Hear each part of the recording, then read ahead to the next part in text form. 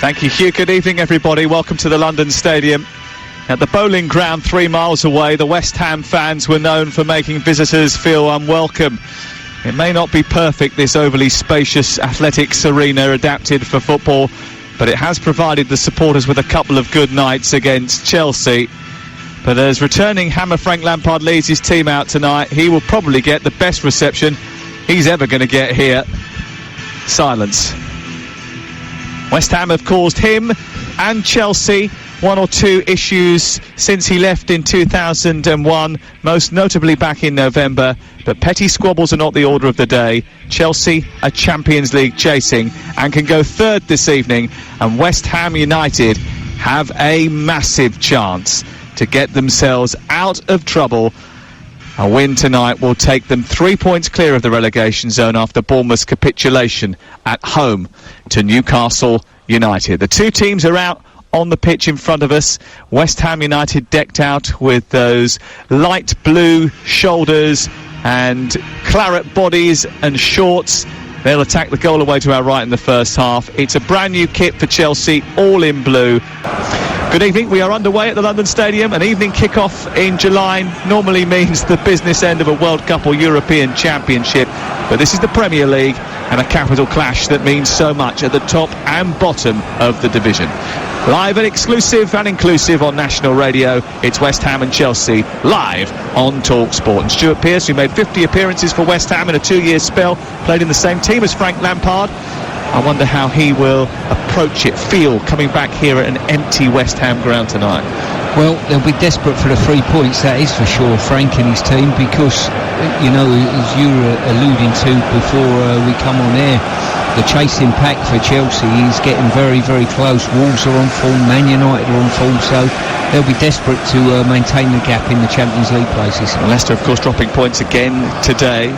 West Ham know that a win will take them above Watford and away from relegation trouble for now. They've still got tough fixtures to come against some of those that are still down there, but 3 points would be a massive boost, a shot in the arm for David Moyes this evening. The ball is with goalkeeper Fabianski away to our left. He has Ryan Fredericks as his right back, Ogbonna, Diop and Cresswell the back four. Rice holding in midfield with Souček alongside him. Lanzini, Fornals and Bowen supporting Antonio in attack. Chelsea, Arida Balaga is their goalkeeper. 6 changes from the weekend. It's Azpilicueta, Rudiger, Christensen, Alonso, then Conte holding, Barkley and Kovacic. Loftus Cheek is only on the bench. He's been replaced in the starting lineup today by Willian, and Pulisic and Abraham make up the starters. Here's Alonso on the left-hand side, getting forward into the penalty area, looking for Abraham, who tries to bring it into his chest and spin away. Can't do so. Cleared by Diop up towards the halfway line. And then Cresswell, who scored the winner between these two back in the late autumn, sends the ball over the halfway line and into the very open, cavernous half of the field in which Chelsea are occupying at the moment. This Olympic Stadium, this London Stadium, obviously usually packed to the rafters, and even then it feels very roomy. Tonight it feels extra specially so, with just the bottom tier covered in claret and blue banners and sponsors' logos. Here is Chelsea in possession again with Andreas Christensen, who seems to have developed a partnership with Rudiger at the heart of the Chelsea defence. Across to the left full-back, who's Alonso, just 10 yards short of the halfway line. It's back infield towards Christensen, who jostles up towards the halfway line, goes beyond the right side of the centre circle, looks to lift the ball out to Alonso, but Jared Bowen was doing his defensive work and got back into position to guide the ball back to Fabianski. It's 0-0, we played 3 minutes, and here's a view on the opening stages from Stuart Pearce. Yeah, the games took a trend as we would expect. Chelsea dominating possession of the ball, West Ham dropping into a sort of 4-5-1 scenario, really, defending reasonably deep in the hope to get the ball on the counter-attack. But Chelsea will be pushing and probing, and West Ham, once again, they're going to have to make sure the concentration is vital, especially in the wide areas. Always played out wide to Marcos Alonso now, who's actually since the restart looked as aggressive and as assertive as Chelsea would like him to be. He only came back into the team just prior to lockdown, but no defender has scored more goals in the Premier League since he joined Chelsea in August 2016. You read the reports in some of the newspapers, Chelsea are supposed to be in the market for a left-back. Might be that one of he or Emerson moves on in the close season. They've won a corner down the near side because of that run from Alonso. It's in towards the near post, it's flicked into the air and then sent goalward by an overhead kick by Alonso after Azpilicueta had won the initial flick on at the near post. Eventually it's gobbled up by Fabianski, but that didn't look particularly calming from the West Ham defence. No, really poor. Lost their runners on that occasion. I think it was Fornells, lost his man. And a subtle touch at the near post didn't come to anything. Well, it was Azpilicueta who guided it backwards and it ricocheted off the head of both Diop and Ogbonna, and inadvertently they cleared it towards the halfway line. Here is Rudiger with a header into midfield looking for Conte, and then some aggression from Kovacic, who runs forward down the left hand side. The Croatian has picked out Willian, who glides into the penalty area down the left, pulls the ball back towards the edge of the penalty area looking for the Croat, but it's well read by Declan Rice, who moves up towards the halfway line. His best mate Declan Rice, Mason Mount, is only on the bench tonight. They thought they might come up against one another today. He's just taking the ball into the Chelsea half. He trained with Chelsea for 7 years and he's wandered it out of play on the near touchline after losing control of the ball. His future is obviously surrounded by speculation. West Ham not quite knowing where they're going to be playing their football, what division they'll be playing their football in next season. Chelsea were well aware that the win for Manchester United last night put pressure on them a little bit to accept nothing more than 3 points tonight, but with Leicester dropping points, it means they can go third in the table. But I think we've got 2 great battles on at the top and bottom of the table, haven't we, in this running? You know, the Champions League places, I know the title's won and rightly so by Liverpool, but the Champions League places are up for grabs, and certainly the relegation's issue. Here's Pulisic, who's started well since the resumption, over on that right side, leaves it for Willian, who's crossed into the box, is too close to the goalkeeper, and it doesn't trouble Fabianski. It's an easy catch for him. No clean sheets in his last 8 Premier League games for Lucas Fabianski. And West Ham as a team are without a goal or a point since the Premier League resumed on June the 15th. That is something that has to be rectified, otherwise relegation becomes a probability rather than a possibility.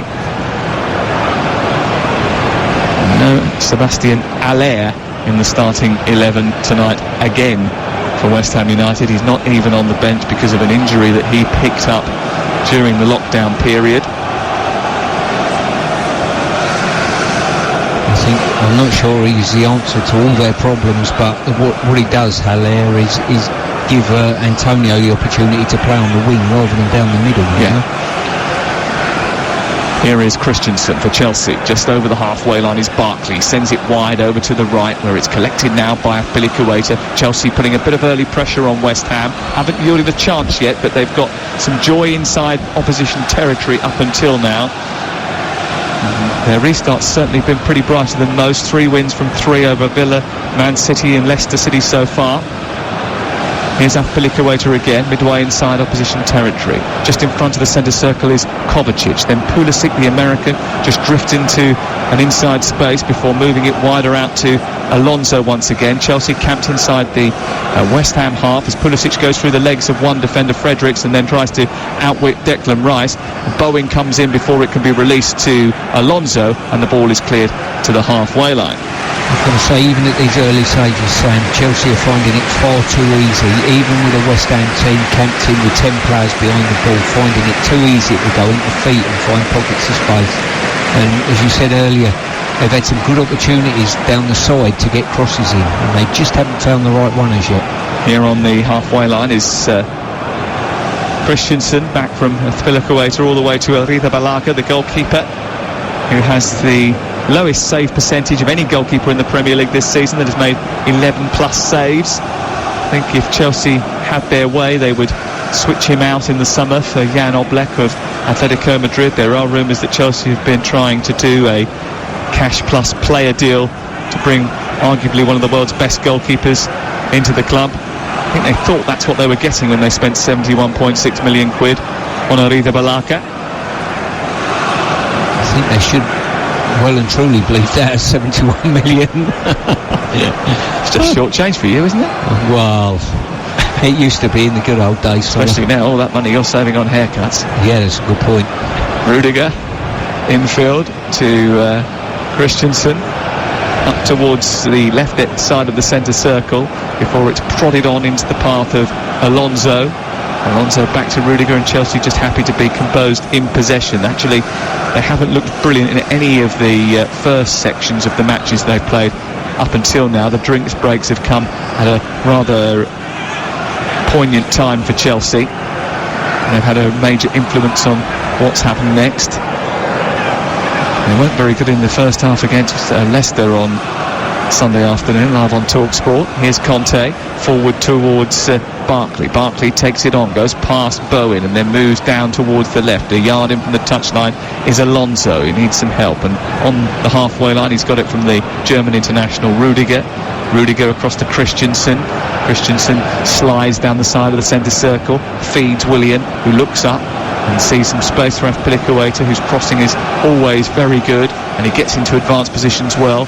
Willian wanders infield. He's blocked by Rice once again, who's been very busy so far. Space out wide though for Alonso, and he can cross here. He does, low into the near post, blocked at that near post by Fredericks. Comes back to Willian, who wanders into the area, tries a shot. It's straight down the throat of the goalkeeper, who makes a sensible save, and it will be cleared away by West Ham United. West Ham United 0, Chelsea 0. You're listening to TalkSport live from the London Stadium in East London, and so far Chelsea have been firmly on top. Yeah, they'll be delighted with their first 10 minutes. They pegged West Ham back, forced them into their own half, got in some good areas out wide, got the odd shot at goal, but just lacking that little final cross. Credit to West Ham, they filled some good pockets of space in and around the box and just snuffed out any crosses that have come in. West Ham's issues have been defensively, haven't they? Only Aston Villa have conceded more goals since David Moyes returned to East London, and only Bournemouth and Villa have faced more shots on target. That was before today. I would imagine that probably Bournemouth are out on their own with that now. But they set up very defensively against Tottenham Hotspur, but they did have border raids. They did manage to get themselves over the halfway line and create a couple of chances. Mark Noble missed a very good one in the first half. Fornells as well, I believe, so yeah. Well, he missed one against Wolves and against Tottenham, didn't he? Yeah, and as I say, they camped in and defended okay, but when those chances come, you've really got to take them, and they failed to do that at Tottenham. Here's the throw-in, level with the edge of the penalty area over on the far side, which has gone for West Ham. They're going to try and launch a long one into the box. Antonio into the near post. It's flicked on. It was helped on by Souček towards the back edge of the penalty area, but there was a foul on a Chelsea defender before any attack could really sort of materialise, and it is cleared away by Chelsea out towards the far side. So it remains 0-0 on TalkSport. Earlier on today, Arsenal beat Norwich by 4-0. Norwich looked doomed to relegation. Bournemouth thrashed at home by Newcastle United. Newcastle United scored 4 goals in that game. I can remember the last time I saw Newcastle score 4 goals in a Premier League match away from home, but they've done it this afternoon. It was an earlier kick-off. Bournemouth 1, Newcastle 4. Everton beat Leicester 2-1. Leicester still without a victory since the resumption of the season. Currently 0-0 here. There have been some big results in the Championship as well. We'll get to that in just a second, but Chelsea have given the ball away on the edge of their own penalty area. Antonio's got away from Rudiger, and he's shot towards the far post, and he's missed it. He's dragged it wide, and coming in to try and finish it off was Lanzini, who couldn't quite reach it. See, this is probably West Ham's downfall, the fact you're in front of goal. Antonio's done brilliantly, picked the ball up on the edge of the box, pushed past Rudiger, and the easier part would have been the finish. He's done the hard work, and he's just pulled it straight across the face of goal.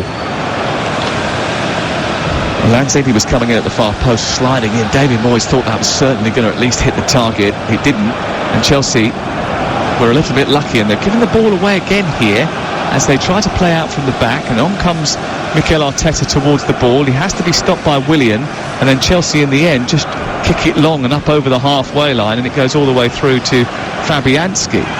But there's been a couple of examples of what we were talking about with West Ham. They do create the odd chance, they just very often don't take it. Yeah, they've literally been on the back foot for 13 minutes and probably created the best chance of the game. Here come Chelsea at the other end, who'd spent most of that previous 13 minutes camped inside opposition territory. They're on the left, a couple of steps in from the touchline. It's sent into midfield with N'Golo Conte will guide it back to Rudiger. Back into Conte again. Rather dynamic, and he moves down the left-hand side before picking the pass, which is sent wide to Alonso. His cross is deep towards the far post, maybe overhit slightly, but it does come through to Willian. Willian then adjusts and gives it to Azpilicueta, who's deep cross to the far post. Is going to be met by Pulisic here. Kovacic is coming down the edge of the penalty area to try and get the knockdown. Can't do so, and it's tidied up by West Ham, and immediately Antonio is running forward again, this time blocked by Rudiger. And it's cleared by Chelsea upfield. Pulisic runs diagonally from left to right. Back off to Alonso on the left angle of the penalty area, looking to take on Ryan Fredericks. Fredericks motors across and tries to stop him from getting the cross in. Bit of space here for Kovacic, who's weaved away from Jared Bowen. Good challenge by Rice again. Conte's there to stop any West Ham attack. He nullifies that so well. And then it's cleared away by Bowen as West Ham try to take the pressure off their defence. This will be a good head-to-head, won't it, Antonio and Rudiger, I think, tonight. You know, they seem to be playing in the same channel, same slot together. Well, Antonio doesn't score too many goals, but he does cause defenders serious problems. 18 appearances this season, 5 of those from the bench, but the only goals, 2 of them, have come here. He's never scored against Chelsea. He had a good chance already tonight.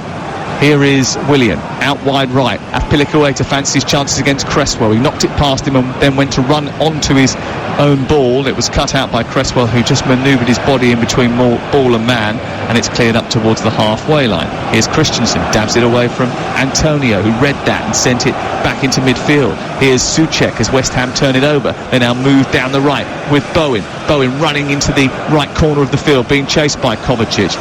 And Kovacic, if you had said to me at the end of last season Chelsea are going to buy him for 40 million quid, that was the agreement they had with Real Madrid that was already in place because of the loan, I would have said it's unlikely they would take up the option. Not only have they taken up the option, but since he has become a permanent signing at Chelsea, he's been absolutely fabulous for them. Yeah, sometimes it just takes a while to blend into this league, though. It's not easy coming into the Premier League, that is for sure, changing countries in general. Conte, who slipped in rather seamlessly, didn't he, when he joined? Well, yeah. The first player to win 2 back-to-back Premier League titles with different clubs. Here's Alonso into the centre. A flick by Abraham at the near post. It goes well wide. Willian rescues it, sends it back into the box. It hits Declan Rice. It's eventually squeezed away by West Ham into midfield, and then it's won back by Chelsea. 0-0 the score, but that was an opportunity. Abraham just not connecting with that cross from Alonso from the left-hand side. It remains goalless. You're listening to Talk Sport. Over on Talk Sport 2 right now, we've got a game from the Championship. The Sheffield Wednesday take on West Bromwich Albion. We'll keep you in touch with that. West Bromwich Albion have taken the lead in that game. Charlie Austin with a penalty after 37 minutes. It's live right now over on Talk Sport 2. Here it's goalless, and Chelsea are on the attack again. Kovacic goes back to the centre circle, where the tall and lean Christensen slides the ball forward inaccurately. He wins it back very quickly, though, after West Ham failed to counter, and the ball is sent wide to Willian, who faces up the defender. Conte was in an onside position according to the linesman. He chops back onto his left foot, produces a cross. Waiting there was Pulisic. It was headed away by Diop, who read the flight of the ball and guided it out into midfield. Here's Kovacic again. It's a good 18 yards back from the edge of the penalty area. It's sent wide towards the right-hand side, and then it's collected by Declan Rice and up towards the halfway line, and hoping that Antonio can try and get beyond Christensen. Those two involved in quite a duel. Antonio goes down under pressure from Christensen, and the ball just spills back into the possession of Kepa Arrizabalaga. The referee, by the way, is Martin Atkinson tonight. We do have VAR as always. That VAR is John Moss, sitting in Stockley Park keeping an eye on proceedings. Just an old-fashioned coming together, that, between Antonio and Christensen? I think so. I was quite impressed with Christensen's pace there, you know, because Antonio was in full flight, pushed it, and he matched him stride for stride and just muscled him out of the equation. Not many do that. Here is Conte, forward to Barkley. Barkley looking to turn and shoot from distance, and it's saved by Lucas Fabianski. Chelsea have had a couple of shots on target, but they've all been from some sort of range, 20 yards further or further back, not the latest of them, and they've been comfortable for Fabianski so far. Yeah, they have, but the warning signs there are Chelsea have got in some really good. Is that pocket of a position there just in front of the centre backs of West Ham, and they've got into some nice little areas there which could cause West Ham a problem.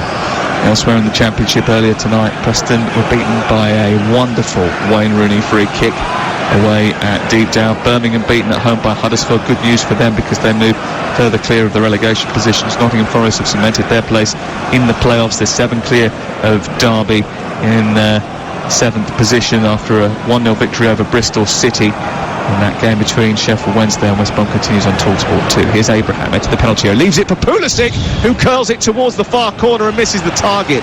Well, Chelsea went careering down the right-hand side. A simple ball in by Azpilicueta to Abraham, looked to be on, but Abraham intelligently just allowed the ball to run through his legs to Pulisic, who was coming behind him, and he curled the ball towards the top corner, but he was off target. What a chance. It was a fantastic chance. Clever play by Chelsea.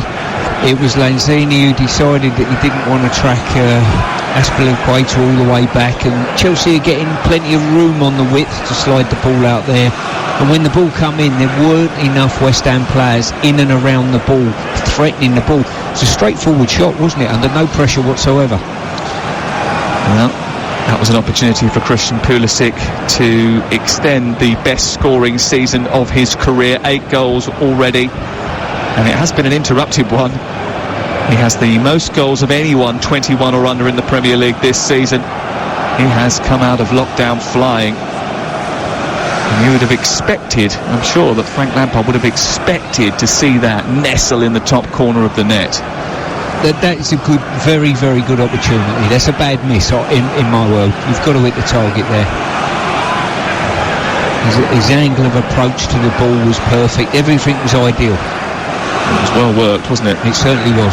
Here come Chelsea again. Abraham trying to get it away from both Ogbonna and Diop. He pushes it past Ogbonna, but that's good positional play by Ogbonna, and he had the presence of mind to understand where Abraham is, shrug him off and push it out towards the far side, and it's away for a Chelsea throw. And I think he'll be pleased to have Ogbonna back in the ranks. You know, he's been on the bench for the odd game. I don't think he's the answer, let's say, but he certainly offers something, a physical presence at the heart of the defence, and a bit of pace as well. He's also an experienced defender who's won a lot in the game. You know, he's won 2 titles with Juventus. He knows his way around a football match.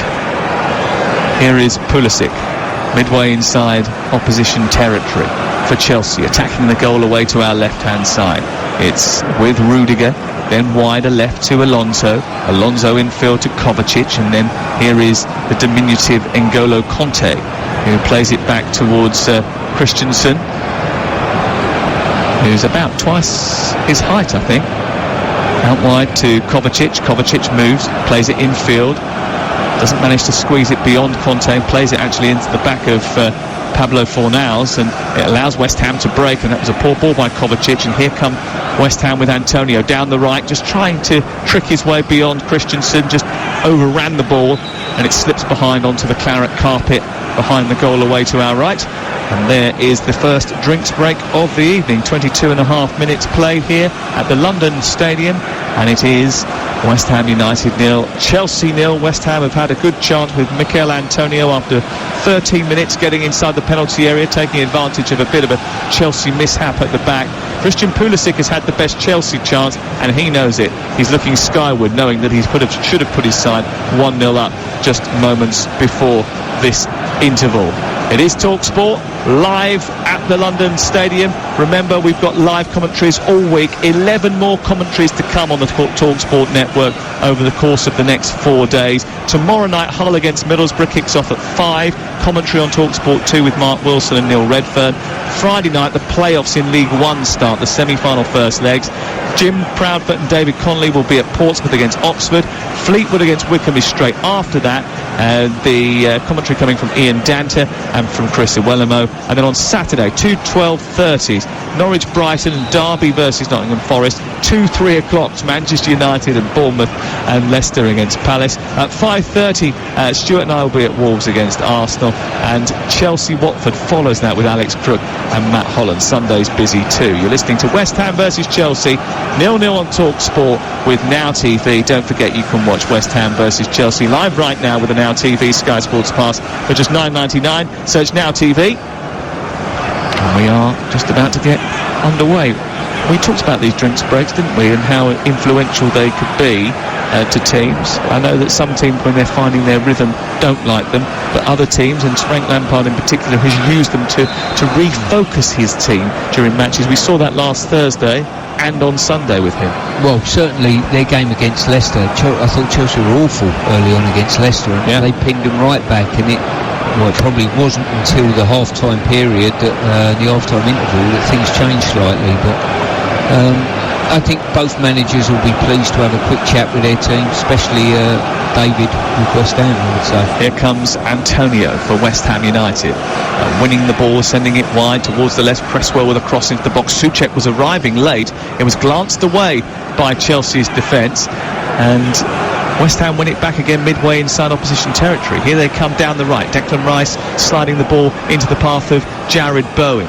Bowen back infield to Fredericks to Diop forward into the path of Bowen, gives it away cheaply under pressure from Kovacic, and now Barkley can run the ball to halfway. He releases Willian scampers into the West Ham half. He's down the right channel being watched by Agbona, tries to get the cross in, it bounces off Agbona and goes eventually past the Brazilian and out for a throw into West Ham United. Outstanding defending there, I've got to say, by Agbona. He's just tracked across, he was left one-on-one in the inside right channel, and he, no panic at all, said, come on, what are you going to do? How are you going to beat me? Ball is out of play over on the far side. Chelsea have squeezed up and pushed West Ham back into their own territory to try and force them into a mistake. They have no Mason Mount in their team today. It's usually so important when it comes to igniting the press that Chelsea love to put on. Here is Barkley. They have won it back after squeezing West Ham into that corner, that left full-back area, and they now build possession from midfield once again. N'Golo Kanté has it. French international, World Cup winner, plays it to Barkley. Barkley trying to squeeze his way between two West Ham players, wants a free kick. It took a few moments for the assistant over on the far side to wave his flag. I'm not sure why it took him so long. From where we were, it looked a nailed-on free kick and no advantage to be had from it. And let's be honest, we're in the Westfield Shopping Centre, aren't we? And yes, it's fair to say, I've got a better view of the Emirates than I have at the pitch at West Ham. The distance is that vast. We're right at the back of one of the main stands here, and the distance to the pitch is huge.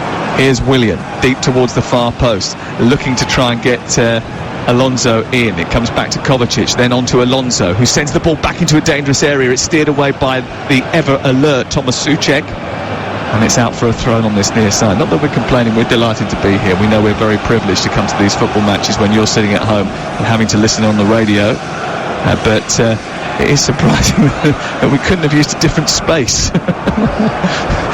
It reminded me of Wembley on Monday night when in a 90,000-seater stadium, for some reason the commentary teams were over corner flags. That is just ridiculous, isn't it? Hey, listen, it's the new normal. We'll get there. We'll get there. West Ham United are hoping that they will get there. Or stay there. That's more to the point. Yeah, get over the line.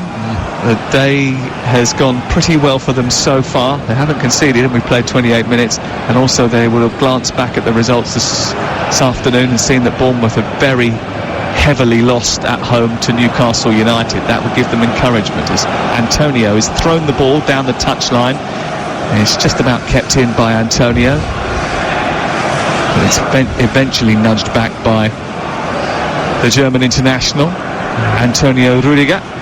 It's really tough for both centre-forwards in these lineups, isn't it? You know, because you're playing against two centre-halves all the time. You've got to create whatever you've got for yourself in many ways, especially Antonio. I was going to say. Pretty isolated. Tammy gets a little bit more build-up play come his way, but he's still got to work in between two centre-halves. Here he is, trying to get in between a centre-half and a right full-back this time, as the ball is sent down the left channel for him to chase. He does that willingly, but across comes Fredericks, plays it against him. England international Tammy Abraham, he's Chelsea's top scorer this season with 15 goals. It's worth pointing out that he only has 4 less than Danny Ings in all competitions, and the headlines that Danny Ings has got this season maybe have been far greater than those given to Tammy Abraham, who has been out for quite some time with an injury. Olivier Giroud might feel a little bit aggrieved that he's sitting on the bench tonight, though, bearing in mind he's scored 3 goals in his previous 5 Premier League appearances for Chelsea. But Abraham has been given the nod tonight. They are a little bit more direct, I think, when they have Giroud in the team. They're likely to send more balls his way. You must think, though, as the Chelsea coaching staff, that the more minutes Abraham has on the pitch in preference to Giroud, the better. It's money in the bank, it's an investment. It is, yeah. Here is Rudiger, cuts in field. Giroud has signed for another season, but he's definitely part of the support staff, I think. Here is Pulisic, 10 yards back from the edge of the West Ham penalty area. Chelsea on the attack with Barkley trying to thread his way through a congested, rather narrow back line. Declan Rice almost operating as a third centre-half at times, has to run the ball clear. He can't get it to Antonio. Immediately there's a Chelsea man on the scene to put out any attempted fire before it starts to blaze, and once again they have possession back very, very quickly. That's something they do quite well when they're at their very best. Chelsea, they don't allow the opposition to have the ball too often. I think the distance as well between 10 West Ham players camped just outside their box and Antonio is too vast. Yeah. And they've got to be a bit clever at passing the ball up the pitch and getting up to Antonio, or supporting physically quicker to him. Because unless he wins them a set piece and they can all join that way, it's pretty much all down to you, kid. Exactly that.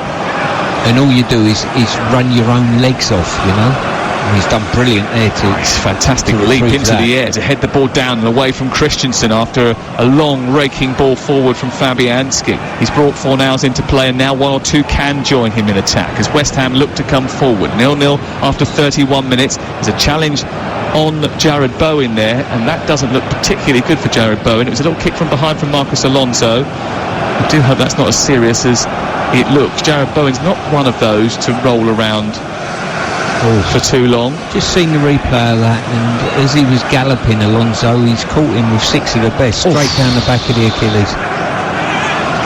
It looks sore. I imagine that unless it's severely damaged, he'll be able to just run that off. I do hope he is anyway. So you'd see challenges like that, and I don't think there was any intentional purpose behind it, but you've seen challenges like that, and far less than that have got red cards.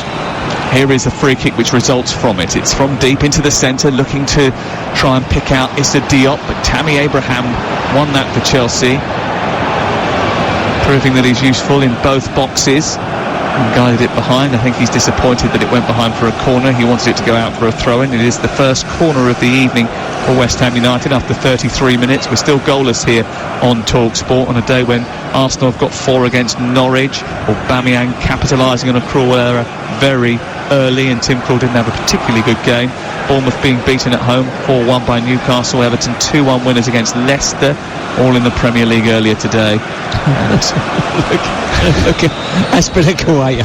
I can't believe what I'm seeing. Well, there was a corner, and the reason that we've heard the whistle go is because Azpilicueta and Diop are cuddling up to one another like social distancing was a thing of the past. They're grappling inside the penalty area, and look what he's trying to do. He's trying to insert himself into the love train that West Ham are trying to orchestrate. He's then saying, well, I was pushed by Diop, so surely that means that it's a foul. Martin Atkinson has then called him over and said to him, you can't get involved in that. He said there's no reason in the rules why I can't sandwich myself between Souček and Diop. the Love Train had carriages 1, 2 and 3, and he was trying to insert himself. He was trying to be 3A, wasn't he? Exactly. Here's the corner. Bowen into the near post. A little flick towards the far post. He's dropped for West Ham, and it's poked in by Souček for his first West Ham United goal. Chelsea complained that there was a foul on the ground as that ball came in from the corner. VAR will check it, but meanwhile West Ham will celebrate. They're in front. Well, the Love Train certainly unhinged Chelsea on that occasion. Good flick on at the near post, bit of a scramble at the far post, and it was Souček who managed to poke it over the line. A corner in from the left from Bowen, a little flick on by Diop. It caused confusion. Azpilicueta didn't react quick enough. He ended up on the floor after being kicked at by Souček. There was a man actually on the floor, Antonio. Did it hit his arm? Well, they're checking a possible offside, but I'm sure they're checking a lot more than that. VAR is intently studying that, and we will have a delay while they look at it back in Stockley Park, where John Moss is working with his video operator. I think they're trying to say that Antonio lying on the ground, 2 in an yards offside out, position, blocking the goalkeeper. Exactly that. I don't think it actually hit him in any way. There's also a player off the pitch as well in Issa Diop, but he's not interfering. But Antonio could score with his head, and he could be in an offside position. That is quite possible that this will be chalked off for offside if the referee sitting in Stockley Park believes that Antonio was impeding either defender or goalkeeper. Do you think he was? I don't personally, because he's making no intention of getting to the ball, I don't think. But he is stopping Azpilicueta from getting to the ball, isn't he? Is. Because his legs are on there. the floor, because he's lying there. Yeah. So he's lying in an offside position. If when that ball is played forward, he is in front of it, then this will be chalked off, I think. Well, if that is the lines are out, the crosshair system is out, so they're measuring it to what they think is within a millimetre, and it is going to take some time to sort out because it is one of those very tight ones. But ultimately, if he's in an offside position and he's impeding a player from stopping a player or preventing a player from playing the ball, then he will be deemed offside, I think. Yeah, I think working to that criteria, you would say yes, he is. He looks as though he's offside, definitely. His head is beyond Alonso's trailing foot. Yeah. So I think that's going to be deemed as offside, and we're just waiting for the calculations to be done. I think it's pretty clear. We can see it on the monitor in front of us that his head is probably about 10-15 centimetres in front of the last Chelsea defender, which is Marcos Alonso. I think David Moyes would be pretty frustrated if this does get chalked off. He's patrolling the technical area, hoping that the decision is going to go his way. I'm not entirely sure that it is. They're now checking something else inside the penalty area. So they've done the offside. Now they're trying to work out whether or not there was a foul in the build-up to the goal. The check is one of the longer ones, and Martin Atkinson is standing with his finger to his ear. He's walking back towards the Chelsea goal. I think, to me, that suggests that they're going to change their mind. He's walking back towards Kepa Arrizabalaga. He does the TV screen. The goal has been chalked off. As a result of that, no goal. It remains West Ham United 0, Chelsea 0, offside against Antonio is the reason. Yep, I think one manager will feel relieved and justified. The other one will feel disappointed in that decision. You know, it was an interesting one. I've seen other players in front of goalkeepers that haven't been flagged offside when goals have flashed in. He was in close proximity to Azpilicueta, though, wasn't he? Very much so, yeah. And because he was on the floor lying in front of Azpilicueta couldn't kick at the ball. No, that's fair enough. But it's one of those that when you're down at the bottom of the table and you're scrapping to avoid relegation, things like that go against you. 38 minutes on the clock, although we had quite a lengthy delay for the VAR review, and Chelsea are coming forward down the left. Alonso producing the cross into the centre. Header from Pulisic. He's headed down and wide of the goal, and it's out for a goal kick. Well, for all of the half chances that Chelsea have created, and some of them better than that, They haven't taken any so far. They've hit the target 2 or 3 times.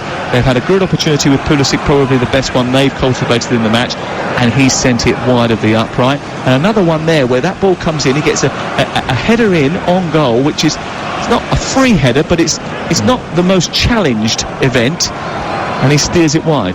Yeah, and Alonso's, well, in both wide areas basically, they've had some good opportunity. Alonso must have had a good 5-6 opportunities to whip crosses in at this moment in time. Well, he's certainly getting forward well, isn't he, Marcus Alonso, from that left full-back position. So is Jared Bowen now for West Ham, getting down the right and trying to unsettle Rudiger, who manages to retain his faculties and take the ball away from the former Hull City man. He then sends it long and high up to the halfway line. Thundering the ball forward was Ogbonna, and it goes into Chelsea territory and back to Arrizabalaga. 0-0, West Ham on TalkSport against Chelsea, live inside the London Stadium. And for the latest odds, you can head to the Betfair Exchange, the official betting partner of TalkSport's Premier League coverage, where right now you can get West Ham at 3.25, Chelsea at 2.56, the draw at 3.65, and that's all thanks to the Betfair Exchange. More ways to bet, more ways to win. 18 plus at begambleaware.org is there if you would like to check it out. This is TalkSport. We've got 5.5 minutes to go before half time and added time because of the VAR delay and the drinks break, and it is still goalless. West Ham, who thought they had taken the lead, have seen that goal chalked off. I think David Moyes was a little bit irked about a decision that went against him in the Tottenham game 8 days ago. He certainly communicated that to me afterwards when we eventually got to do the interview. Did someone chew his ear off for about 20 minutes beforehand? I had a little chat with him. Who was that?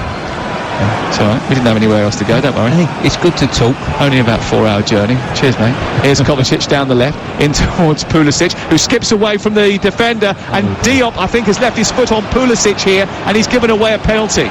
Well, Martin Atkinson has pointed to the spot. He thinks that's a foul by Issa Diop on Christian Pulisic, and Pulisic walks away knowing that Chelsea are going to have a penalty. Yeah, on first viewings of that, I would say it was a definite penalty, but you've got to say, really quick feet, great feet. I think he almost drew the foul, didn't he? Is that a penalty? Well, yeah, I think there was enough of a dangling leg. Yeah, there was. He just brought his left foot in towards Pulisic at the last moment, didn't he? Yeah. And he's given away a penalty kick just 3 minutes after the goal that West Ham thought they had scored had been chalked off. And what an amazing turn of events. VAR has ruled out a West Ham goal, and Willian now has the opportunity to put Chelsea in front at the London Stadium. Willian, who scored at the weekend from the penalty spot against Leicester, steps up, faces up Fabianski and drives the ball into the net to put Chelsea into the lead. And Chelsea take a 42nd minute lead thanks to a penalty from Willian just a few minutes after West Ham were denied a goal that they thought should have stood. VAR ruled that one out. Chelsea didn't need VAR's helping hand to get in front. Diop bringing down Pulisic and Willian converting the penalty. It's West Ham 0, Chelsea 1. Yeah, I think the story of that was Pulisic's feet, very good, received the ball in the box, cut it back really quickly, and Diop just wasn't quick enough to get his feet out of the way. Well, that's the opening goal of the night, and that's bad news for West Ham United. Here comes Willian again, driving through midfield. He's got support to his left where it's picked up by Pulisic. He tries to turn into the penalty area. Once again, his quick feet are bamboozling the West Ham defence. Declan Rice does well enough to get it clear. Alonso tries to push it back into the box. It's helped towards the halfway line. Fornals is under pressure here from Kovacic. Eventually he gets it up to Antonio, but very quickly the ball is out of play and Chelsea have a throw. You're listening to West Ham 0, Chelsea 1 on TalkSport with Nissan Commercial Vehicles, built to deliver. And I mentioned it was bad news for West Ham United because the West Ham staff will be well aware that Chelsea do throw away leads almost as often as they do, but there's not much evidence to support the case that West Ham could pull off a comeback. They have lost all 15 Premier League games when conceding first this season, Stuart. Norwich the only other team to do so. Yep, and that's probably why, well, certainly why these teams are around the foot of the table, you know. It's tough now. They've got to keep the concentration and not Conte concede. into Abraham, who looks to find Willian, and he's just unable to control the ball as it's sent square into the box. It comes out as far as Azpilicueta, Barkley, and Chelsea will be buoyed by that, having survived a bit of a scare when West Ham thought they'd taken the lead through Thomas Souček, only for it to be denied because of offside. Here is Rudiger coming infield, sends it wide to the left. Now it's picked up by Kovacic once more. Kovacic back infield, and Chelsea just toying with West Ham at the moment.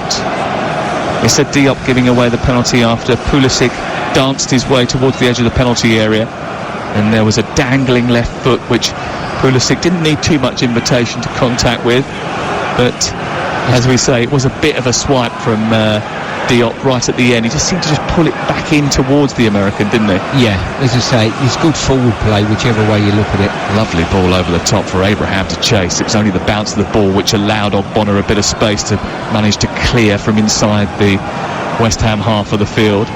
Chelsea get another one before half-time. There could be real problems for West Ham United. Here's Alonso up to the edge of the box. He tries to feed the ball infield towards Pulisic. It's stabbed away by Souček, but still Chelsea come. Alonso and also Kovacic on the edge of the penalty area. Pulisic having a little prod and probe. And Chelsea just looking to try and open up this fragile West Ham defence that concedes so many goals, especially at home. I think with Antonio's busy at the moment trying to chase the ball round and whatever, and it's almost like a dog with a ball. You know, you throw it, he chases it, you throw it there, he chases it. What's your advice to him? Because I mean, you obviously know a lot about him, because you've scouted him, watched him, tried to sign him, and have signed him at Forest. If you're playing that role and you're the isolated lone centre forward, for me, don't bother chasing the ball when the opposition have got it. You're never getting it off them. All you're doing is running your legs out. Get in a position where if we get the ball or your team get the ball, you're in a good position to run in behind and hurt them. That is the key to playing up front on your own in a system like this, I think. Because conserve your energy for when it really matters. Exactly that. And get in a position when Chelsea have got the ball, he needs to be just drifting into a position between maybe the two centre halves on the last man's shoulder, ready to dart in behind. And that is the key to it. Got a stoppage here, but ludicrously, there's only 3 minutes of added time at the end of the first half. I thought the VAR review for the West Ham non-goal was over 3 minutes, seemingly, and we had the drinks break, and Chelsea have had a penalty and scored.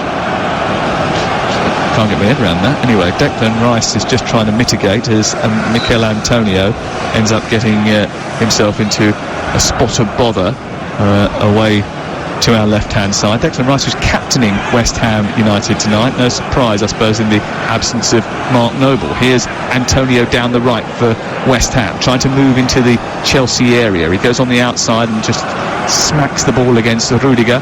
Rudiger then adjusts and then poorly, rather dangerously now, has put the ball out for a corner, and bearing in mind what happened from the last corner, Chelsea will have to be a little bit more alert, and maybe Azpilicueta won't be as keen to get involved in carriage 3A this time. I think Rudiger there got caught in two minds. Should I clear the ball or try and play out from the back? Here is the corner. Bowen delivers the ball deep towards the far post again. Goalkeeper's nowhere, and it's headed in, and this one will count from Souček. He's got above the defender. The goalkeeper came flapping. Abraham couldn't clear off the line, and Souček has equalised from a corner. 2 corners for West Ham United, both of them causing disruption. This one will count. West Ham 1, Chelsea 1. Well, Chelsea have looked horribly defensively from both of these corners. Really good whipped-in corner. Kepa got in all kinds of trouble running into bodies, and I've got to say, from Souček's point of view, he climbed brilliantly at the far post and just nodded in. Straightforward goal. Absolutely rudimentary, but completely effective. He's tall and lean and really athletic. Jumps up really high above Azpilicueta there, Thomas Souček. But what on earth is the goalkeeper doing? Yeah, he just run into bodies. I think he was trying to buy a free kick off the referee, and he's run into Antonio and Rudiger and was hoping for charity, and he never got it. Well, Thomas Souček has been a bit of a success since coming into the West Ham United midfield. He scored an unlucky own goal in the game against Tottenham Hotspur 8 days ago. Funnily enough, that was from a set piece, but his 2 interventions today have already caused headlines, and he has managed to get West Ham back into this game on the stroke of half-time, and that might be a timely boost for David Moyes' team, because they thought they'd got themselves in front after 34 minutes when Souček had prodded home inside the penalty area after confusion from a corner, and then straight away after VAR had ruled that out, Chelsea managed to get up the other end, win a penalty and go 1-0 up themselves. But West Ham are level thanks to that set-piece routine right at the end of the first half and some rather basic errors from the goalkeeper. It is at half-time, all square at the London Stadium, and that's a big boost for West Ham and probably for Manchester United and Wolves. West Ham 1, Chelsea 1. Yeah, we're underway with West Ham immediately on the attack in this second half, shooting from right to left, and Antonio with a lovely little spin inside the area to open up a chance to get a shot away. Cannons the ball against the legs of Rudiger, and it goes down a play and away for a West Ham throw level with the edge of the box. Chelsea all in blue, a brand new kit for them tonight, July the 1st, new sponsor, new tailoring. They're shooting from left to right in this second half, but they're at the moment defending the goal away to our left and expecting a long throw that doesn't come. It's quickly sent into Fredericks, who launches the ball into the penalty area. West Ham crowd around the Chelsea defence. Souček in there again, and it's cleared away by Christensen, only as far as Lanzini, who goes back infield towards Rice. Fornals has the ball, and West Ham have pretty much dominated the ball for all of the 56 seconds that we've played so far. Here's Cresswell down the left side, trying to get beyond Willian, and it goes out of play and away for a Chelsea throw, and Chelsea will be able to settle down at the start of this second 45. I'll go through the 2 lineups for you. West Ham, the home team in those claret and blue jerseys, have Fabianski in goal, Fredericks, Ogbonna, Diop and Cresswell, then Rice and Souček holding in midfield with Lanzini, Fornals and Bowen behind Antonio in attack. Chelsea have Aretha Balaga in goal, whose indecision, I think, caused uncertainty amongst his backline from both those set-piece deliveries. Azpilicueta, Rudiger, Christensen, Alonso, the back 4. Conte, Barkley and Kovacic in midfield, Willian, Pulisic and Abraham up top for Chelsea. West Ham celebrated their 125th anniversary this week. The club that was formed as the Thames Iron Works was founded in June 1895, 10 years before Chelsea. It was the workers of the largest shipbuilding company on the river. The name West Ham United not adopted till 1900, after a dispute about the financial running of the club. Oh yeah, it was also different then. Here is sarcasm. It suits you, my friend, it suits you. Fornals onto Lanzini, inside opposition territory. Tackled by Conte is a clean one, and Chelsea have the chance to counter with Pulisic and then Willian steaming down the right. He's got Abraham in the centre, and joining the attack is Barkley. It's in towards Abraham, it might come through to him. Wasn't really able to get on the end of it. He's managed to keep it alive. Back to Alonso, left edge of the area, onto Abraham again. Abraham facing up the defender, looking to feed Pulisic, who tries to twist back inside past Souček, who got enough on the ball to steer it clear of the American, and Chelsea have to go outside the area on the far side to restart their attack. It is 1-1 on Talk Sport as Chelsea look to come forward again as the night sky darkens and the floodlights illuminate the rich green playing surface down in front of us. Chelsea attacking the goal away to our right, and Rudiger sends it long over towards the far side, and Pulisic dances into the box again, a low cross aimed towards Barkley. All the Chelsea players had committed a little early, and it goes beyond Alonso and out and away after a clearance from West Ham. Still 1-1. That's where Rice does well for West Ham. Once again, the ball was flashed across the face of the goal, pulled back almost towards the penalty spot, and it's Rice cutting it out again, you know. And that was a foul by Christensen on Antonio as West Ham clear. They were all Navy originally, West Ham, 125 years ago. Navy they were, yeah. Do you know where the claret and blue came from? No. You don't? No, I don't. Might be one for the drinks break. Have a think about it. Okay. Mark Noble is here, by the way. He's wearing a West Ham United face mask, and he's situated up in the empty stands, watching his teammates. At the moment, battle and hold Chelsea. 1-1 is the score. Antonio, a little flick by Cresswell, can't hold on to it. He sort of ran onto a ball very quickly, and it goes out of play and away for a throw. Let's do it now. It's a great rumour that basically a set of kit was won by a professional sprinter who was a coach at the Thames Ironworks. He had a bet with 4 Aston Villa players where he was working at the time as to who was faster. He won the race, and they couldn't afford to pay the bet. So instead they had to give him a kit. One of them was the kit washer, designated kit washer.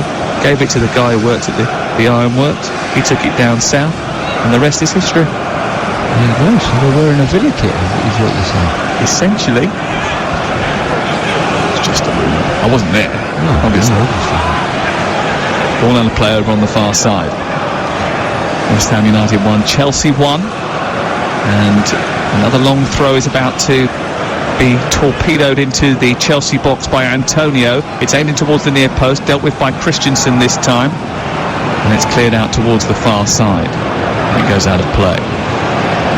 On that occasion, Kepa Arrizabalaga just stayed where he was.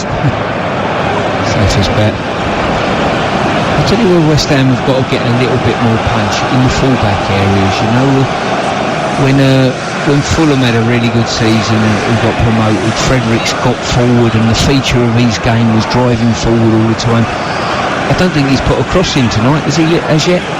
Not so far. No. Here is Lanzini, on to Rice. Infield it goes, back to Rice again. Collected by Antonio, looking to swivel on the edge of the penalty area. He goes down under Rudiger pressure. It's continuing on the far side with Bowen into the centre. Antonio's got back up, and he's stolen inside the 6-yard area to poke it home, and they've opened Chelsea up again. It may well have been a penalty in the build-up to that goal, but they allowed it to continue, and thank God they did from a West Ham perspective, because Antonio recovered his footing and ran into the 6-yard box and finished off Bowen's cross to make it West Ham 2, Chelsea 1. Well, this could be a season changer for West Ham. They've certainly, Rice has done brilliant there, shoved the ball into Antonio's feet. He claimed a penalty, I thought it was, but he's got straight up, got in the box and slid one in the back of the net. Surely what you don't do now is go back and check for the penalty. Please tell me they're not going to do that. I think the referee will be claiming a wonderful advantage. Yeah, he played advantage. He knew it was a penalty, but he could see what was going to happen next. Anyway, West Ham look to have taken the lead. 2-1 the score. Chelsea about to make a change, and as a result, they're going to react by removing Kovacic, who looks to have picked up a bit of an injury, and they're going to replace him with Mason Mount. It's the first change of the game. What will that do for Chelsea? Well, listen, they've had a situation where 10 minutes ago, playing time-wise, they were 1-0 up and looking to go on and win this game comfortably. All of a sudden, they find themselves 2-1 down. They've got to be a little bit more creative, I think. Since half-time especially, West Ham have been the side in the ascendancy, and they're the side showing more confidence and getting players forward. This has been a problem over the course of Chelsea's season, isn't it? The lack of consistency in performance and results, and too many times they've lost to teams that they shouldn't have lost to. Southampton at home, they lost to Newcastle away from home. They lost in games against they lost to Manchester United 3 times this season. That just feels like Ole Gunnar Solskjaer's got Frank Lampard's number. But they lost to West Ham earlier in the campaign, and at home to Bournemouth as well. Here they come into the penalty area from Williams' cross. Mason Mount wins the ball 10 yards outside the box. Chelsea trying to keep it alive. Abraham was coming back from an offside position when he did so, and the flag is up on this near touchline, and it's away for a free kick to West Ham United on the edge of their own penalty area. Thinking to do for Frank Lampard. He's reacted well to adverse situations so far since the restart, but maybe a performance like this, defeat was coming, bearing in mind that they had started games poorly since the restart. Well, the Leicester game was symptomatic of that. You know, I mean, Leicester should have been maybe 2-3-0 up in that game, the ascendancy they had in the match. And the fixtures are coming thick and fast for Chelsea. They secured a berth in the semi-finals with the win at Leicester in the FA Cup, but they might well need to use the depths of their squad to negotiate the challenges that are upcoming. Watford at home, Palace away, Sheffield United away, Norwich at home, the semi against United, Liverpool and then Wolves, all before the end of this month. Yeah, plenty of fixtures coming thick and fast, that is for sure. Here is Rudiger, game not over yet, 54 on the clock. Great chance for West Ham to drag themselves away from the relegation zone. It will only be 3 points, the cushion to that deadly drop zone, but it will feel like a lot more than that. 3 points at this stage of the season is huge, isn't it? Oh, especially when you consider there's hardly a team in the bottom five, Sam, that can win a game at the moment. I think there's only probably Brighton that have won a game. The rest, they're feeding off of scraps, and 3 points is so valuable. Here comes Willian down the right for Chelsea, getting to the byline. Can he produce the cross? It's blocked by Cresswell and goes out of play and away for a Chelsea throw. Chelsea's prize, if they were the victors in this encounter, would be to overtake Leicester City and move into third. They believe they're the third best team in the country at the moment. Can they show that? Can they prove that? Here is Willian. They've got to react to a bit of adversity here. They're down by 1. It's 2-1 to West Ham United. Out on the left is Alonso. West Ham got men back defending inside their box here and look well stationed as Chelsea look to try and prize them open. It's with Mount across to Azpilicueta. Azpilicueta tries to move it back through the centre of the pitch to Abraham, to Barkley. Barkley tries to help it on. Here's Mount tussling with Ogbonna, who manages to kick it clear up towards the halfway line. Well, one header by Antonio, but there's no one around him, and Chelsea win it back and can build from the back once again. 11 minutes gone in the second half. You're listening to Talk Sport. It's West Ham 2, Chelsea 1 with Now TV, and don't forget you can watch this game right now with a Now TV Sky Sports Pass from just $9.99. Search Now TV. You just get the impression West Ham are gaining in confidence a bit now, aren't they? You know, obviously the goals are massive in games and they give you a confidence lift, but they're stringing passes together, getting players forwards in numbers which they weren't in the first half. Indeed, and they've looked more progressive and more hungry in the start of the second half, and actually they're generating that goal after the break as sort of probably legitimised whatever it was David Moyes said to them at half-time. Yeah, there's no doubt when he's coming into a game like playing Chelsea, you want to keep things tight, you want things to go your way if they possibly can, you take the opportunities, but what you don't want is your team's confidence to be eroded in any way, shape or form. But I think the equaliser just before half-time gave them a big lift, and since then they've looked a different side. West Ham 2, Chelsea 1 elsewhere. West Bromwich Albion lead away from home at Sheffield Wednesday by 2-0, cementing their place in the top 2 and stretching their gap back over Brentford to 5 points in the Championship. And that game continues over on TalkSport 2, which you can access via our app. Easy to switch between the two, TalkSport and TalkSport 2, with just a swipe of the finger.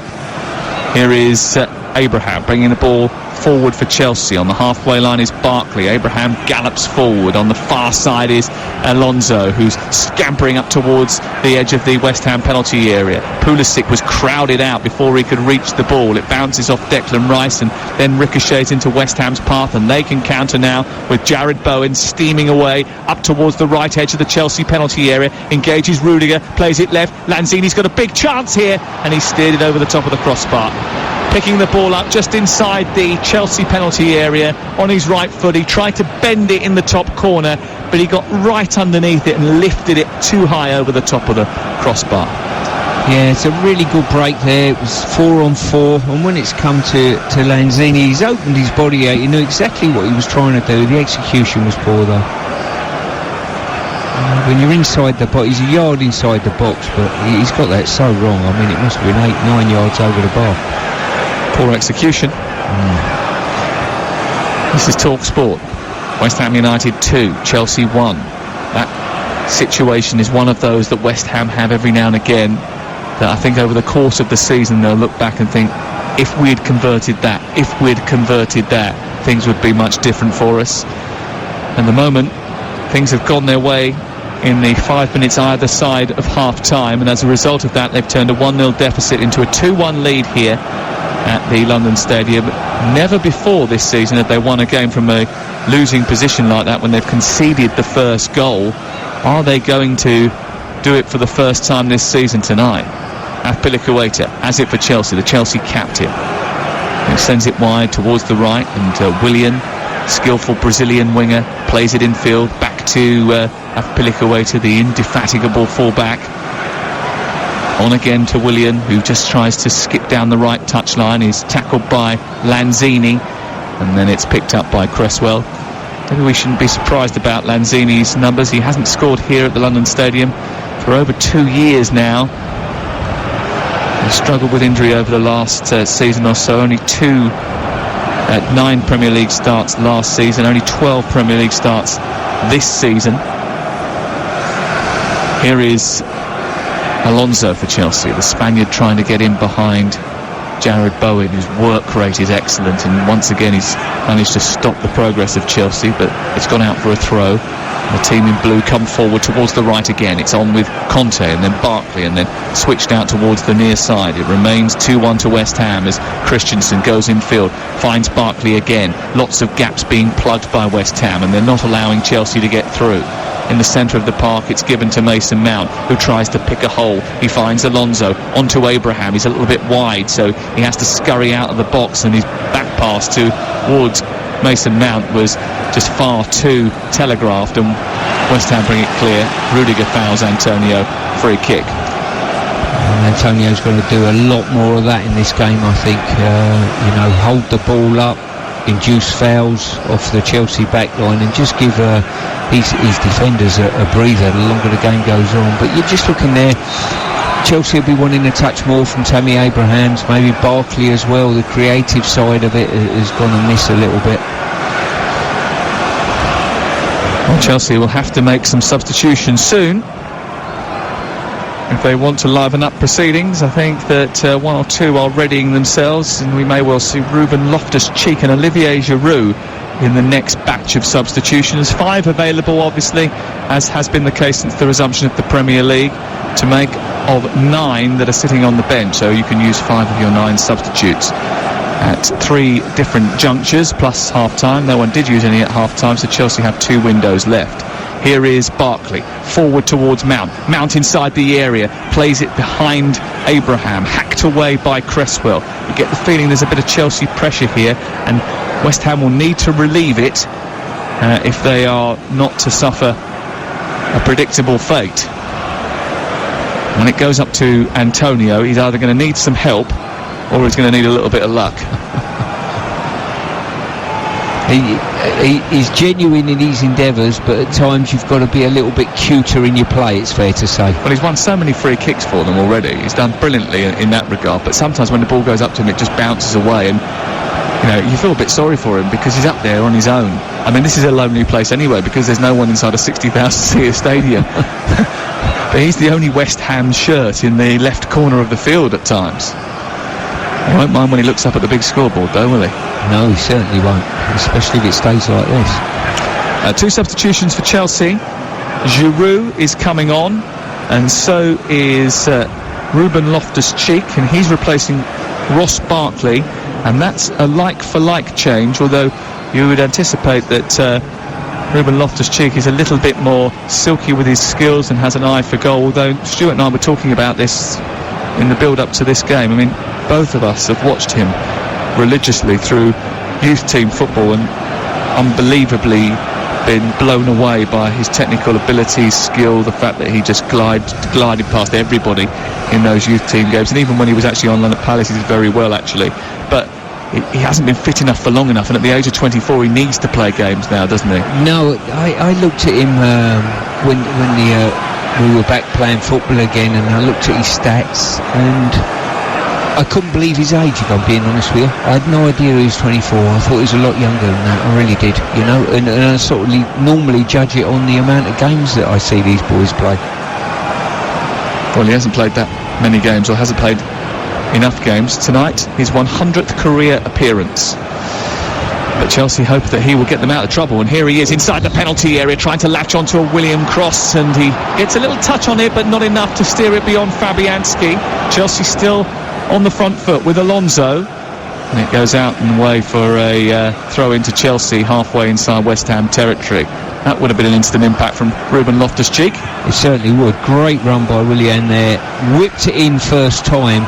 Loftus-Cheek just opened up his left foot at the near post and just tried to guide it across goal. Got too much on it. 64 minutes on the clock. This is Talk Sport, and it's West Ham 2, Chelsea 1. But Chelsea is steaming forward here with Willian trying to cut in field. West Ham defending well at the moment as the ball's played out to Conte. Then it's into Azpilicueta, and then back into Willian, who's trying to turn away from Declan Rice. A bit of half space for Pulisic, who skips past one challenge, then past another, produces a cross. It's just over Giroud's head, and it's flicked away by the defender. Comes back to Willian, onto Alonso. Low cross into the box, takes a deflection. Pulisic underneath it, keeps it alive. Chelsea peppering the goal. West Ham doing their darndest to get it clear, and they just about manage it with an overhead kick inside the 6-yard box from Ryan Fredericks. But the wave of blue coming towards them isn't sated for long. Here's Azpilicueta down the right into the penalty area, steered away at the near post by Ogbonna. Ruben Loftus-Cheek has it once again. Now it's on to Azpilicueta. That's a poor challenge by Lanzini on Azpilicueta, and they've given away a set piece, and that could be a booking for Lanzini. Yeah, it was a poor effort. It was Pulisic again. He's got such quick feet, and he's almost like Hazard at how he sort of low centre of gravity moves the ball really quickly, and a wonderful cross that he stood up just too high for Giroud. £57.6 million last summer from Borussia Dortmund, but Chelsea had signed that 4 or 5 months earlier, and it was a cute bit of business, wasn't it, for them to tie him down. Yeah, it certainly was. But Chelsea are starting at this moment in time to build up a head of steam. Great number of chances in a quick succession there, and now they have a free kick, a set piece which is 2 steps in from the right touchline.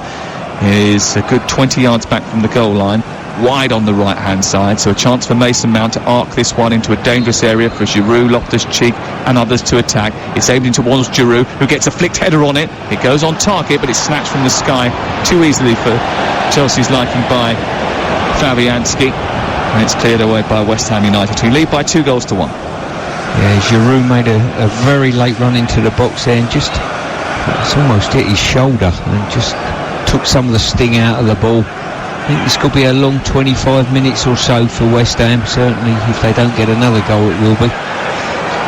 He's come out of lockdown looking all right, hasn't he, Olivier Giroud? Hair slicked back, looks rather neat and tidy. Beard looks on point. A bit like yourself, if you don't mind me saying. Yeah, I did have a bit of an accident with a beard trimmer and a pair of scissors the other night. It's bad. It's really bad. Here on the left-hand side is Alonso into the box, looking for Loftus-Cheek, who chests it down to no one in particular, and Declan Rice manages to get it clear, and it's played up towards Fornals, and then wider left towards Antonio. Antonio's running down a bit of a cul-de-sac, needed to keep hold of the ball. He's done that well. Infield it goes, where it's picked up by Lanzini. Frank Lampard is marshalling the touchline and trying to coach his players out of trouble. And then a foul on Souček generates a West Ham free kick. It's not going particularly well for Chelsea, is it? They're getting a little bit frustrated as well. Yeah, they are. As I say, once they took the lead, I thought they'd have an easy night of it, but it's been anything but.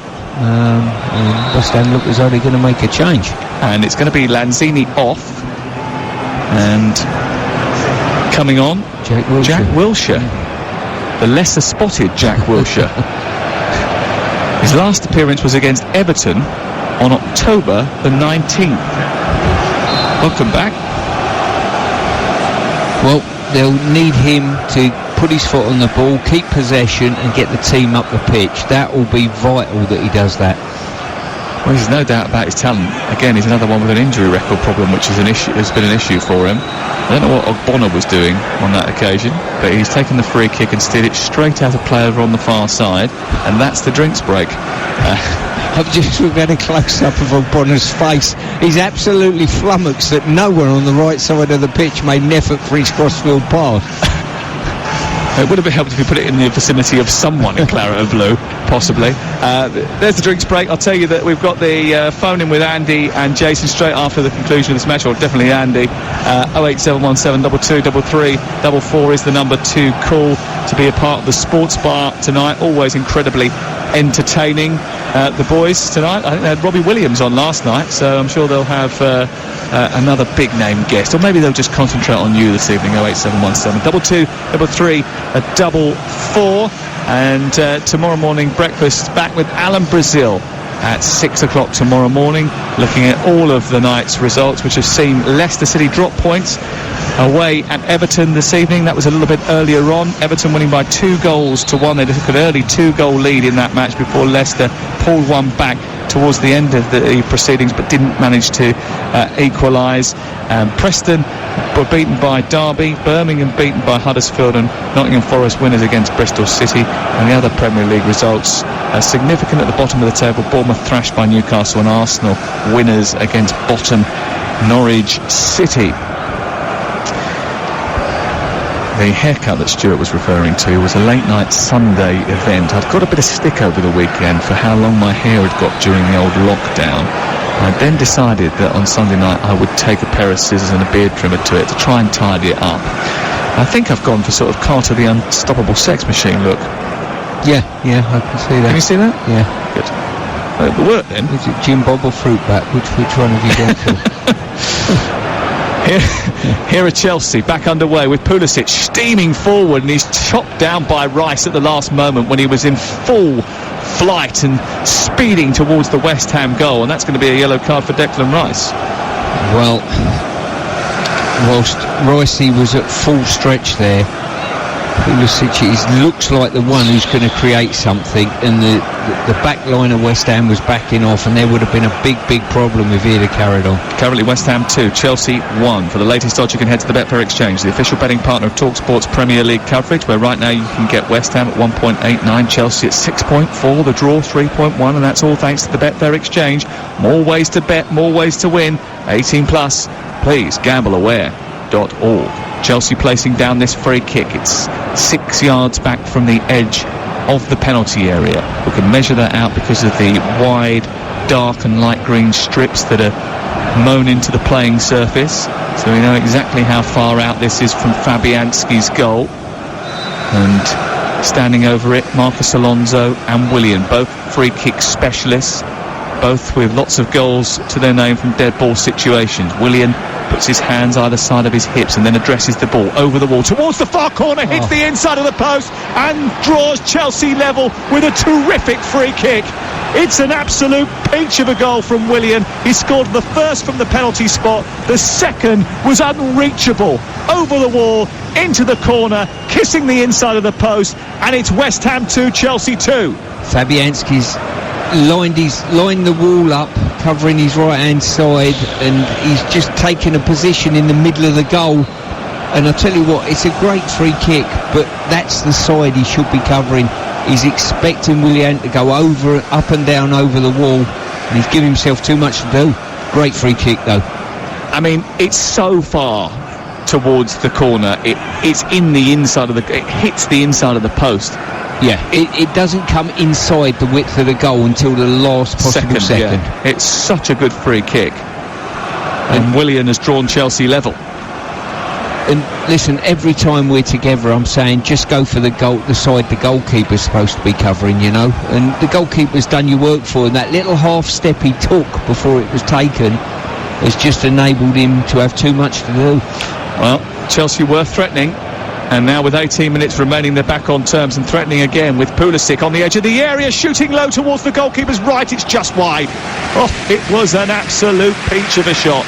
He caught it so well, driven across the floor, and Fabianski was sprawling across to make sure it didn't sneak inside the post. That's poor defensive play by Fredericks. He's backing off Pulisic, and he never got within 3 yards of him to stop him going inside or outside. You know, it's just as long as you don't beat me and I don't look bad, I'm happy mentality, which isn't going to be good enough. Concern on the face of David Moyes, the West Ham United manager, who's perched inside the technical area down in front of us, just in front of the claret carpet which surrounds the perimeter of this huge playing surface at the Olympic Stadium. But Chelsea are pressing forward in search of a winner which will take them third in the Premier League. It's across to Christensen. Chelsea took the lead then lost the lead, then went behind, and now are back on terms again. It's been a topsy-turvy match. It's certainly been rich in entertainment live on TalkSport tonight. And we hope to continue that over the next few days, because right now on TalkSport 2, Sheffield Wednesday against West Brom is continuing, with West Brom leading there. Tomorrow we've got Hull against Middlesbrough, which is on TalkSport 2. That's another exclusive commentary from the EFL. Friday, we've got both the playoff semi-finals, Portsmouth, Oxford, Fleetwood and Wickham. And Saturday, well, what a game day is going to be this Saturday. We have 6 live commentaries from 12:30 right the way through until 10 o'clock at night. 10 hours of football. Can't wait. It's going to be absolutely belting, and it's all on TalkSport. Game day. Saturday's redefined. They're coming thick and fast, aren't they, my friend, these games? Good fun, isn't it, eh? Yeah. Here is Ruben Loftus-Cheek in the heart of the Chelsea midfield. Back to Antonio Rudiger. Chelsea with a little bit of momentum now, pressing forward, having just equalised through a Willian free kick. Out wide to Alonso. Joining the attack is Mount. He's just skipped over the top of the ball. Maybe just tried a little bit too elaborately to allow it to run through to Giroud. Giroud wanted a little flick into his path, didn't quite come off, and it's cleared away. West Ham's problems have been multiple. Scoring goals at home hasn't really been one. They've scored the most goals at home of any of the bottom half team. They just lose too many matches, and I suppose that's evident tonight, isn't it? They've scored 2 goals, but at the moment they're not winning the game. They concede too many goals too. Here is Willian moving up towards the edge of the area. Oh, it's a poor clearance by Cresswell. It's really dangerous. It hooks up into the air and Diop has to head it away, but it's a Chelsea blue shirt that's quickest to it. Rice has got a lot of work to do. He gets it away. They can't get out of their own half here, West Ham United. It's given away again, and Chelsea have it on halfway. Half an hour gone in the second half. 2-2 the score with 15 remaining. Loftus-Cheek. It's been such a good display for the 10 minutes, 15 minutes before half-time and the 15 minutes after half-time for West Ham United. They've just got to bookend that if they're going to see themselves away from relegation danger. I think the way the results have gone tonight, they'll take a point. A point will be good for them, yeah. It'll be a great result, especially when you consider they've got Watford to come here, Villa to come here and Norwich away. They'll be the games they'll look to maximise on. West Ham have got the fixtures on paper that you would expect them to win to survive. Here's Pulisic exchanging passes with Alonso, and then Mount trying to get in to Giroud. It comes back to Pulisic down the left-hand side, trying to move his way into the penalty area. He plays it against Fredericks. It's out for a corner, and it goes out over on the far side, and immediately Mason Mount springs into action. He wants to get things restarted again. Yeah, they have those games, don't they, that are upcoming against teams that you would expect them to beat West Ham. Even Newcastle away, Burnley, Norwich, Watford. Those matches, Aston Villa at home, they're going to define their season. Here's the cross into the near post. Goalkeeper punches well, comes back to Pulisic on the edge of the box, and he tries to swivel his body and try a hitch kick volley, which he was never going to be able to pull off from that sort of range. And it goes out and away over on the far side, out for a goal kick. And Fabianski will take his time over that, as West Ham make a second substitution, and Andrei Yarmolenko is coming on, and coming off is Jared Bowen. Well, Jared Bowen is absolutely spectacular in terms of work rate and graft. David Moyes is going to have to hope that Yarmolenko is the same. What are you laughing at? Well, we can all live in hope, you know. Is this the even more lesser spotted Yarmolenko or not? Well, his only absence December was the game with Wolves on the first weekend since the resumption. His last start was in November, but he has played more often. He has been seen more often than Jack Wilshere. He too has had an injury, though. He had an Achilles injury, which really disrupted his West Ham career after his £17.5 million move from Borussia Dortmund, where he was overlapping at one stage with Christian Pulisic. West Ham will be thinking they probably got the wrong one then, potentially. I think Jack Wilshere's just had literally... You're not a fan? No, when he first come, he quite excited me. I come up against him. I first saw Yarmolenko playing for, I think it was the Ukraine under-21s. They were in our group, 2011 I think it was, a tournament in Denmark. Here is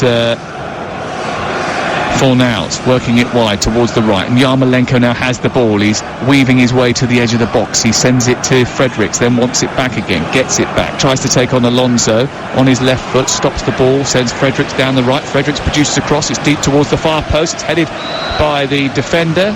Was there an offside there? Was there an arm there from Antonio that the referee didn't like? I think there was. It's going to be a free kick away to our left inside the penalty area. Good cross from Fredericks. Yep, first one of the evening from him, and well, maybe it's Yarmolenko holding the ball up for him, encouraging him to get forward. Certainly helped him out. 2-2.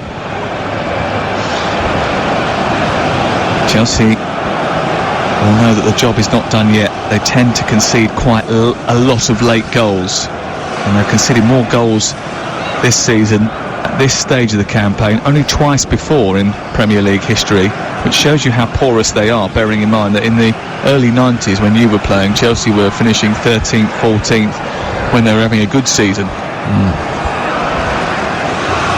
Here is Willian on the halfway line, cutting in field. He's faced up immediately by Jack Wilshere, who forces him to make a pass. Mason Mount sends it wide. It's with Alonso.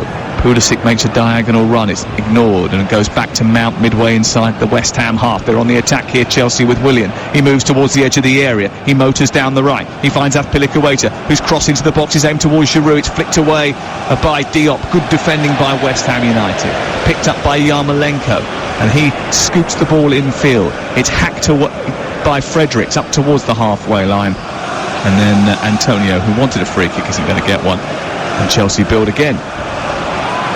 Again, it doesn't really stick with Antonio. Oh, look at the space that's there for Azpilicueta to break into. A low cross into the box. It's missed by Giroud. I think he was leaving that for Alonso, but West Ham had filed back into position, and Souček had got it clear, and a chance to counter-attack now with Antonio. Further wide is Yarmolenko. Yarmolenko runs up to Alonso, stops the ball, waits for the arrival of Fredericks, who's got round the back again. He chips the ball into the centre, through the legs of the defender by Wilshere, onto Antonio, clattered by the goalkeeper, goes behind and away for a goal kick. But Jack Wilshere is appealing to Martin Atkinson that could have been a foul by Kepa Arrizabalaga. Well, they're desperate for this to be a penalty, and once again it's Yarmolenko encouraging Fredericks to get forward. No, I'm not seeing that as a penalty. Very unfortunate though. Good play by Wilshere, good play by Antonio, and just a collision after the ball's bounced away, brought him to the ground. He certainly saved the ball first, didn't he? Yes. And he wasn't following through to take somebody out, which we have seen before. 2-2 the score. This game's still on a knife edge, and we're in the 82nd minute of it. Both these two teams would love a victory. I think they will both take a point, but I don't think that will be ideal. The gap to Manchester United will be lessened as a result of that. Chelsea had the opportunity to stretch it to 5 again. Big win against Manchester City. Here is the free kick, which is taken just left of the centre circle for West Ham United. Delivering the ball into Chelsea's half of the field. It's headed away by Rudiger, collected by Jack Wilshere, who skips it back onto his left foot, then plays it square to Declan Rice. Less than 10 minutes to go at the London Stadium. Big London derby. West Ham have had a terrible record in London derbies so far this season. They've lost 6 of 7. Chelsea have won more London derbies this campaign than anybody else. But it's 2-2. Ball out wide towards the left, and offside flag is up against Aaron Cresswell. We just got a statement from the PGMOL about the VAR decision which ruled out the Souček disallowed goal in the 34th minute. VAR review for offside offence against Mikel Antonio was the decision. The on-field decision was to award the goal, but the VAR advised the referee that Antonio was in an offside position and directly in the line of vision of Kepa Arrizabalaga. I'm not sure I'm a subscriber to that. No, I totally agree. He was lying flat out on the floor. Now, if you turn around and said Big Dave was blocking his line of the ball, I'll live with that. Here's Giroud inside the area as the cross comes in from Alonso. It's stopped and given away and cleared by Fornals inside his own box. He hoiks it upfield, but it comes straight back again. 7 minutes to go. Is there going to be a late winner here? Here's Willian onto Loftus-Cheek, wider to Azpilicueta. His cross into the box. Giroud is underneath it, away by Diop once again. Another strong header by him, reading the flight of the ball intelligently and nudging it away from the big French striker. And now there's a chance for a counter-attack. Antonio spinning through the centre. Yarmolenko tries to find him. Rudiger stops it from reaching him. Yeah, going back to that offside situation, if you'd have said Azpilicueta couldn't have got the ball because of Antonio, which was the explanation you give me, I said, yes, I can believe that. I'm not having the goalkeeper couldn't see the ball, though. No. Unless... Is the ball on the floor and it's invisible to Kepa Arrizabalaga? I still think he can see it, personally. I don't think Antonio played a part in obstructing anything that he did. I still think it's the right decision on the basis of the fact that Azpilicueta couldn't play the ball. Here is Loftus-Cheek inside the penalty area. It's half cleared by Ogbonna. It's one back by Conte. There was an infraction inside the D, and a free kick has been given to West Ham United. 2-2 the score.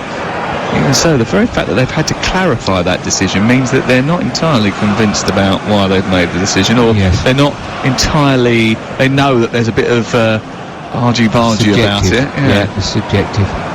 I've got to say, going back to the action, Yarmolenko's offering them an out on that right-hand side now, and it's encouraging Fredericks to get forward, so West Ham are looking as though they've got a little bit more on the counter-attack now. Cleared away by Conte as...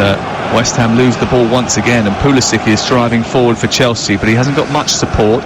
He's still going, trying to elude Ogbonna, can't do so, and it's cleared away by Fredericks, but Conte is there, the screen, with his determination to win back possession being impressive as always. Loftus-Cheek back to Christensen. Now Conte, and then on to Alonso, who's on the left side of the penalty area. His cross into the box takes a little flyer, and was there a push in the back of Cresswell? The referee says no, it floats out of play anyway, and it goes out for a goal kick away to our right. 5 minutes to go. Is there going to be a winner in this game? If you just have a look at the replay of the cross that's coming from Chelsea, and look at Ryan Fredericks' effort to stop the cross, it's horrible, mate. Honestly, there's no effort there.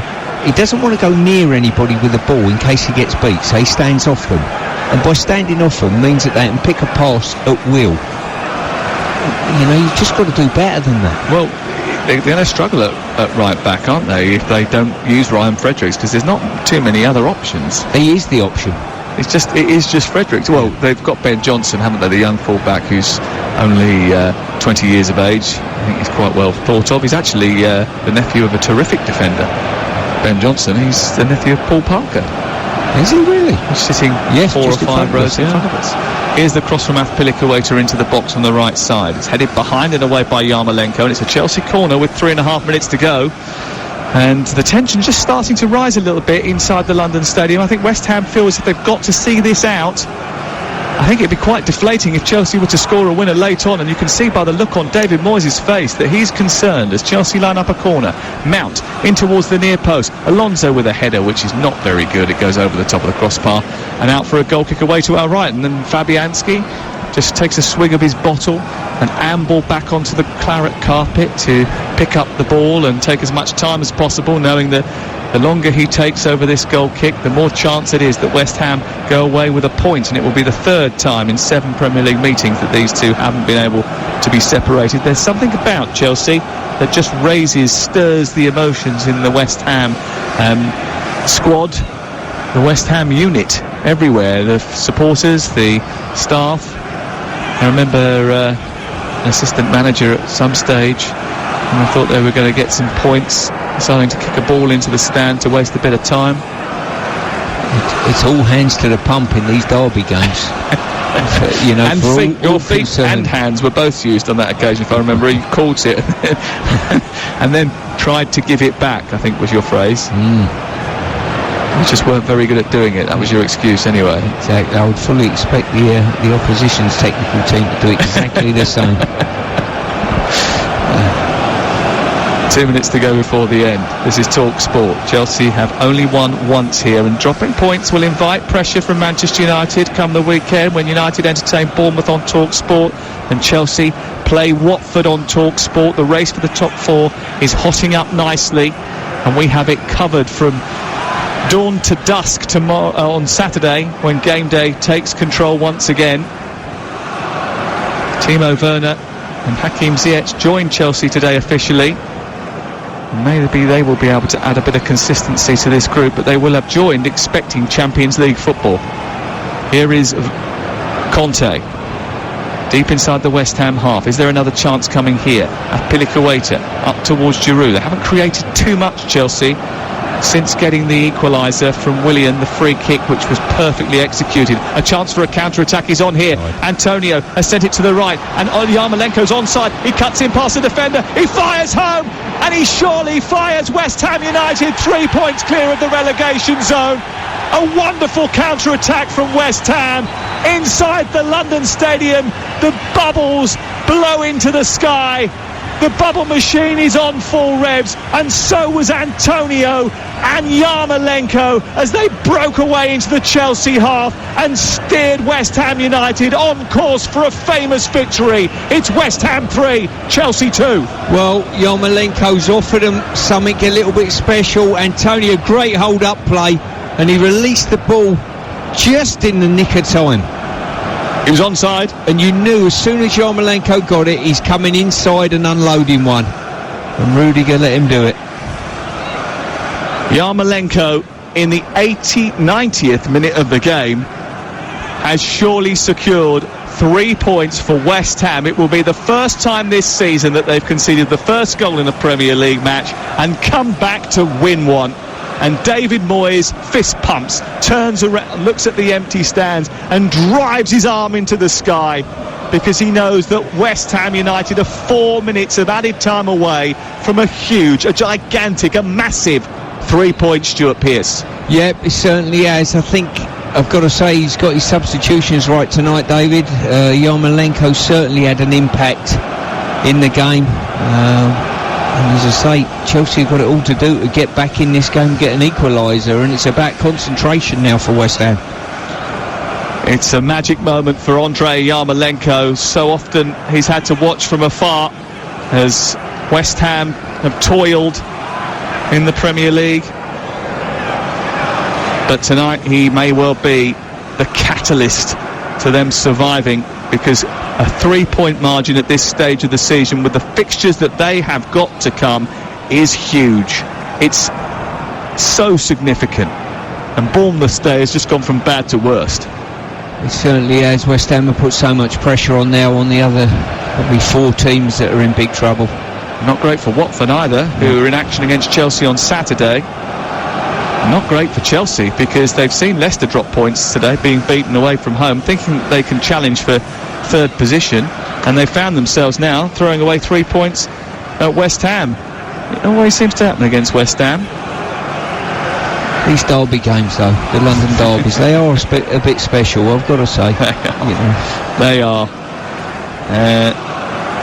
And there's a substitution here with Chelsea wondering whether or not they're going to get a chance to equalise in the final few moments of this game. And that substitution is going to be Fornals off, and Balbuena, I think, is coming on to stiffen the defence just in case Chelsea get a sniff of an opportunity. Add an extra defender in there.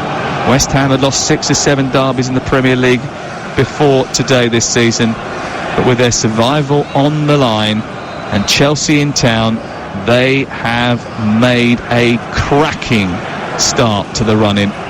This is superb for them. 2 games without a goal and a point, but against Chelsea they seem to get themselves back on track, and they are on course for back-to-back wins in the league over Chelsea for the first time in 17 years. And a double might mean trouble for Frank's hopes of Champions League football. It certainly might do. As I say, there'll be a tough run in. There's some teams at the top of the league around the Champions League places that are on good form. Wolverhampton, Manchester United, to name but 2. West Ham 3, Chelsea 2. with Nissan commercial vehicles, built to deliver. Is there one more chance for Chelsea, who are coming forward with Conte and then Pulisic? Pulisic looking to slide the ball right to Conte, who's driving the ball goalwards from a good 25 yards out. He was just right of centre, but he didn't catch it correctly, and it just slid across the floor and slipped out of play and away for a goal kick away to our right. Giroud goes and chases down a loose ball to get it back on the edge of the 6-yard box and encourage Fabianski to take this kick, but he's going to be in no rush. There's only 30 seconds of added time to play,